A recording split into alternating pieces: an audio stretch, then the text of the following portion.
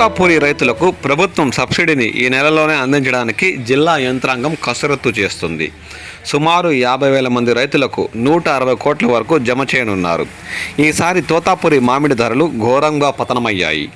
రైతులు ఆందోళనలు చేయకముందే పరిస్థితి అర్థం చేసుకున్న సీఎం చంద్రబాబు నాయుడు కిలోకు ₹4 సబ్సిడీని ప్రకటించిన విషయం మనందరికీ తెలిసిందే.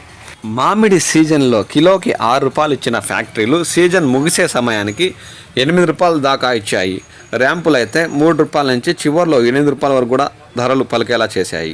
ప్రభుత్వం ₹4 ప్రకటించడంతో రైతులకు కాస్త ఉపశమనం లభించిందనే చెప్పాలి.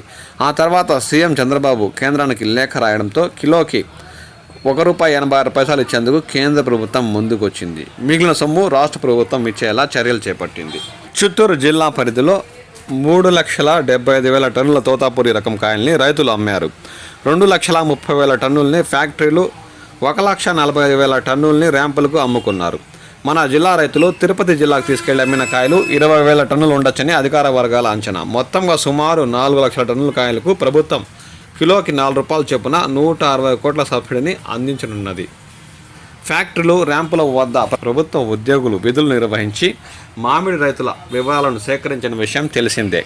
ఆ జాబితాలను మరోసారి రైతు సేవా కేంద్రాల్లో పరిశీలిస్తున్నారు. ముందుగా ఫ్యాక్టరీలు అమ్ముకున్న రైతుల జాబితా పరిశీలించగా ర్యాంపుల జాబితా ఆలస్యంగా ప్రారంభించారు. ఇప్పటికే జాబితా పరిశీలన పూర్తయింది.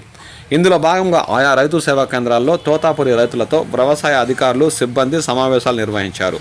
ఏమైనా అభ్యంతరాలుంటే అక్కడే వారి వివరాలు తీసుకుని కరెక్షన్ చేశారు. ఈ నెలలో తొలుతో ఫ్యాక్టరీలకు మామిడికాయలు తోలిన రైతులకు సంబంధించిన 2,30,000 మామిడి టన్నుల సబ్సిడీ డబ్బుల్ని జమ చేయనున్నారు. ఆ తర్వాత ర్యాంపుల్లో అమ్మిన 1,45,000 టన్నుల మామిడికాయల డబ్బులను రైతుల ఖాతాల్లోకి నేరుగా జమ చేయనున్నారు. ఈ విషయమై కలెక్టర్ సుమిత్ కుమార్ మాట్లాడగా, రైతుల అకౌంట్లో సబ్సిడీ పడడం ప్రారంభమయ్యేలా చర్యలు తీసుకుంటున్నామని ఈ సందర్భంగా ఆయన పేర్కొన్నారు. ఈ నెల చివరికల్లా రైతుల అకౌంట్లోకి ఈ మామిడి డబ్బులు సబ్సిడీ నేరుగా వారి ఖాతాలోనే జమ చేసే అవకాశం ఉందని ఈ సందర్భంగా ఆయన పేర్కొన్నారు.